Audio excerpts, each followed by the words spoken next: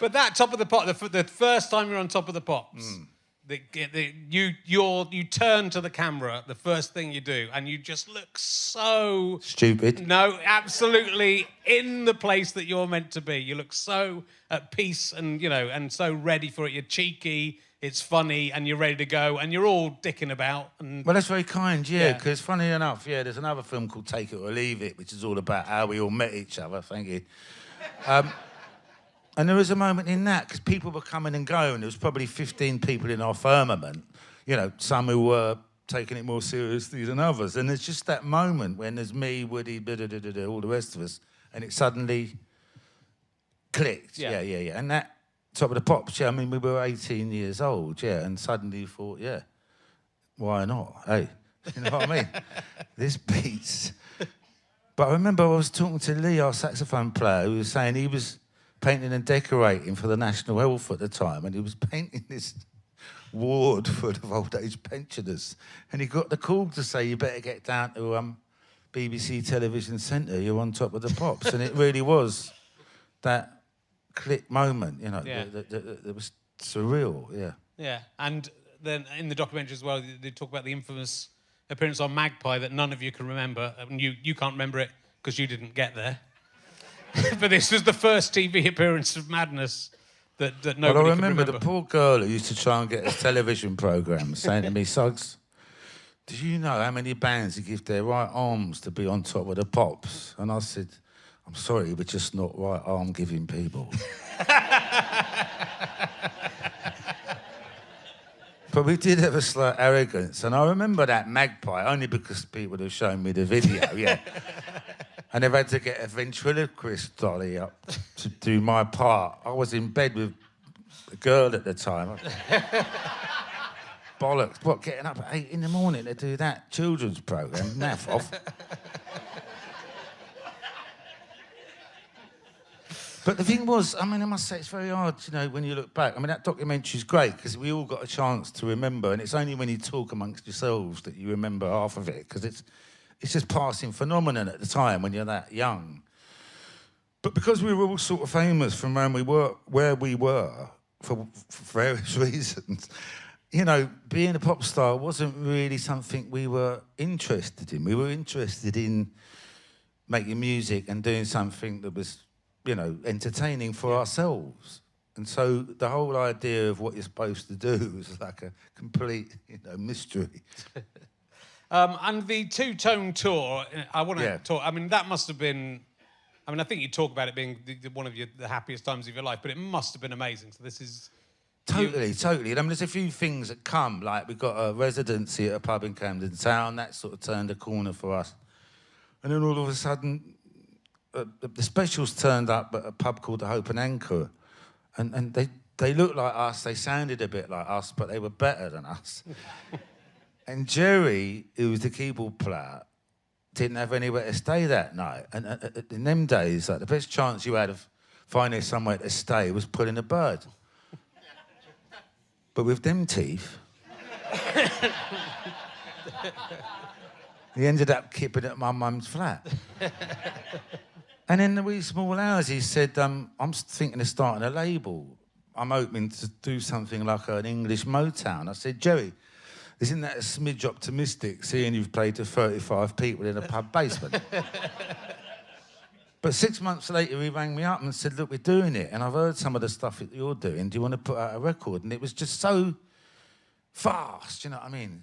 That's why it's hard to remember. And then the next thing, we're meeting at the Roundhouse in Camden Town, and there's a bus, and we're going on a two-tone tour with the Specials, the Selector, later Dexys Midnight Runners, and we were 18 years old, you know, so, yeah, of course, it was totally mind-blowing. And it's sort of the first time you'd really played outside of London, right? Yeah.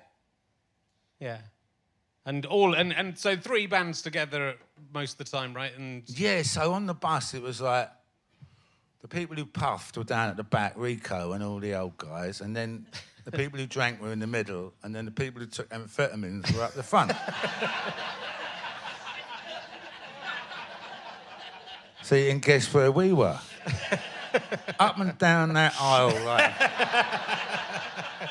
a Parisian horse draws. Which is, you know, why no one remembers being on Magpie, isn't it? But no, it was amazing. Yeah, I remember that, before mobile phones, obviously. So the tour manager would put in a garage and have to get on the phone to the next venue. And it was rocketing, you know, in terms of a phenomena. Two-tone was suddenly what everyone was into. And they were trying to find bigger venues. Everywhere we got, there was a riot of kids trying to get in. A very, very exciting time, yeah. Yeah. And for me, I was a big comedy fan, and so I think probably not the first time I became aware of you, but the thing that kind of really cemented it for me was you being on the Young Ones twice, which was pretty cool. So that made me very happy. And how was that? How was that play being? A song, I'll smash your face in. How was that to be on? Well, that was great, Ones? and funny enough, you know, your generation, my generation. What they was called in alternative comedy, I can't remember. There was a theatre around here somewhere where we used to go and see your Alexi Sales, Rick Mayles and all that, which are stand-ups and Dawn French and all that, and literally smaller than this place. And there was obviously something very interesting happening. And then Ben Elton and the other fellow actually started, well, they got a gig writing the... Well, funny enough, they were trying to do a TV show with us. Yeah, I was going to ask you about that. And I've still got the script. Have you? And it was going to be where Margaret Thatcher had turned out to be a Martian and flown back to Mars.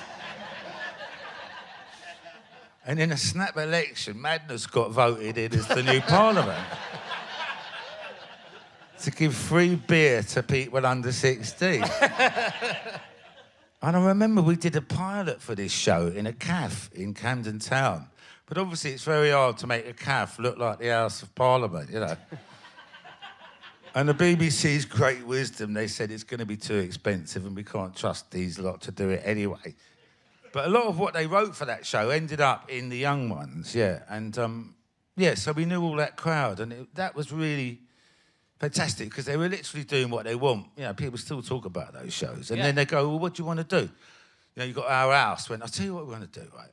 We want to get a load of police vans, right? Smash them all up, hit policemen over the head with baseball bats. So I went, yeah, fine.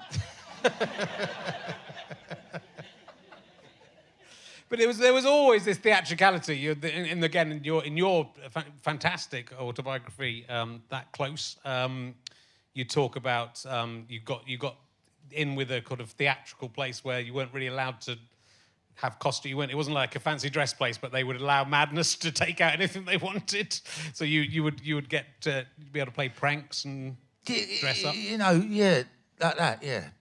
Being young and dressing up, you know, who doesn't want to dress up? But there was this very serious theatrical costumiers called Berman and Nathan's in Camden. And it really was like where they did all the movies. And we got to know one of the fellas in there, and you'd like have whole floors of like Lawrence of Arabia, you know, Cleopatra, and you know, like it wasn't like some crappy old fancy dress stuff, you know, the plastic mask. It was the real gear. And they didn't lend it out, but they took a shine to us. And so we got to get the real gear. And of course, yes, I don't know if you're alluding to the time we got real policemen's uniforms. And you can imagine the fun we had on the streets with him. Hello, hello, hello. And I've said this a million times, but I will. So the Clash were rehearsing just out of the Roundhouse, and we found out where they're rehearsing. We kicked the door in, dressed as coppers, and gone. All you could hear was doors slamming and toilets flushing. They never spoke to us for 5 years. But now I think, because Madness kind of fizzled a bit about the middle 80s, and I think it's because we ran out of things to dress up as. Coppers, flowers, cowboys. Yeah.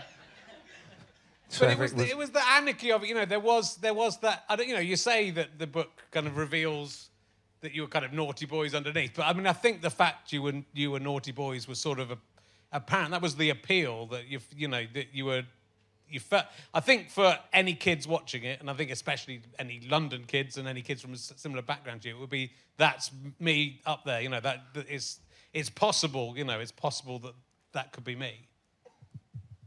Oh, Good for them. Yeah.